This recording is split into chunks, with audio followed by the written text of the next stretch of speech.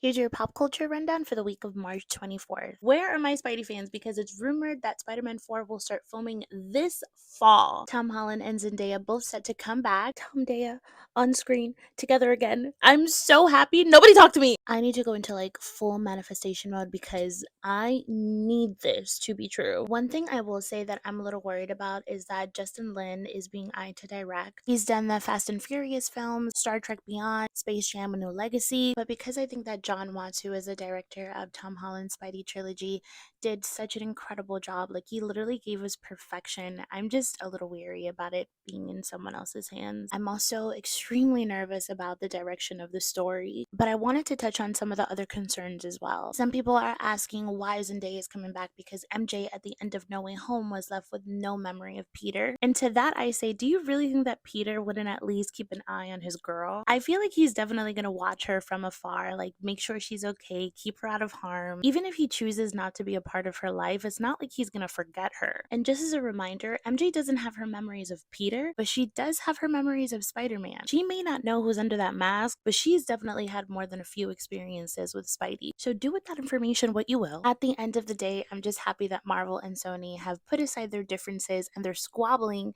to make this possible. Thank you so much. Speaking of Spidey, there's a new SpiderVerse short film that had me in a fit of tears. It's in collaboration with the Kevin Love Fund and the education initiative The Hero Within. The message of the short film really moved me, not just as a Spidey fan, but as someone who also struggles with anxiety. It's sad because everyone is going through something, even superheroes like Miles. The animation was absolutely beautiful as well, but I expected nothing less from them. It's on YouTube on a few channels, the official Spider-Man channel, and both Sony Pictures Animation and Sony Entertainment channels. It's only 7 minutes, but I won't talk about it here because I don't want to spoil it, but it's amazing and I highly recommend checking it out. And if you watch the behind the scenes, you'll learn that they worked with up and coming creatives, incredibly talented people who just needed the opportunity and recognition to break into the industry. I really respect Sony for doing that. It's so dope. Following the interview from a few weeks back where Sydney Sweeney talked about getting ready to do Euphoria next, there's been a series of developments. Apparently, the first rumor was that there was going to be a time jump that moved the storyline out of high school in order to make the show's more edgy theme be less risky. Then they said that season 3 was delayed indefinitely because Sam Levinson, the show's creator and writer,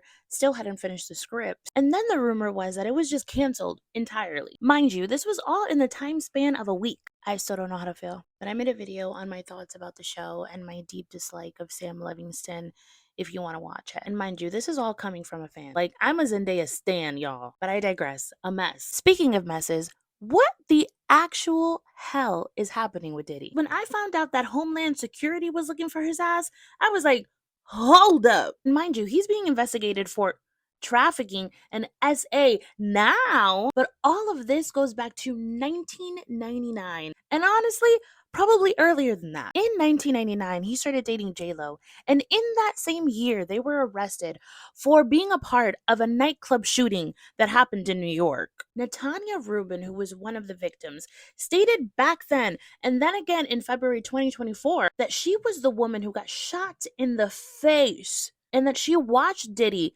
fire the gun himself. And he still got acquitted, even though she did end up settling for $130 million in compensation against Diddy. At least my good sis got her money. Then in 2004, Kamora Lee Simmons, remember she was the Baby Fat founder, alleged that he tried to hit her while she was pregnant. Then in 2006, when he was dating Kim Porter, who was pregnant with his twins, he welcomed a child with his friend, Sarah Chapman. Then a year later started dating Cassie and managing her career. They were on and off for about a decade, but finally called it quits in 2018. She later filed a lawsuit against him, accusing him of trafficking, rape, and physical abuse, amongst many other things. That same year, his ex, Kim Porter, died mysteriously of pneumonia at the age of 47. And then in 2019, Gina Hyun alleged that during their 5-year relationship, he physically abused her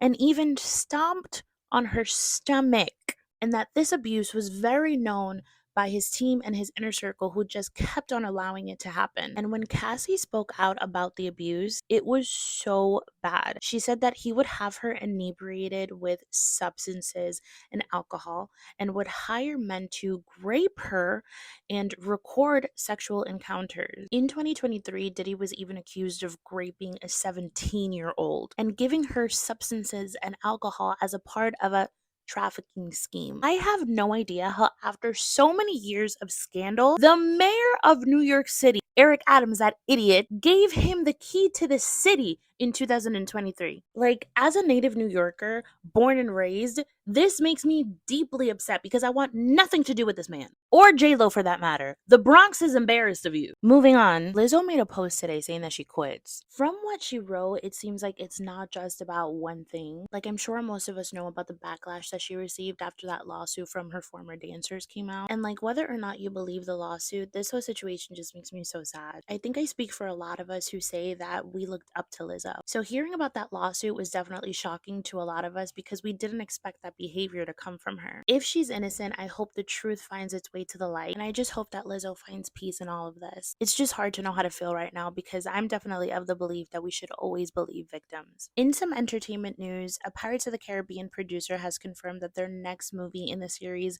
is gonna be a reboot, which I genuinely don't know how to feel about because while I absolutely loved the series, especially the first three, At World's End is truly a masterpiece. Why does this need a reboot exactly? Like, it hasn't even been that long. Some things just don't need to be milked for all they're worth. In more exciting news, just like the Spider-Man films are being brought back to theater, there's a rumor that for its 10-year anniversary this November, so is one of my favorite films of all time, Interstellar. Trust me when I tell you that this is one of those films that if you never get the chance to see it in theaters, you're not going to want to miss this. There is a reason why this film is so beloved, truly considered one of the greats. I really hope it happens because I'm planning on being one of the first people in line to buy those tickets, especially because my birthday is in November.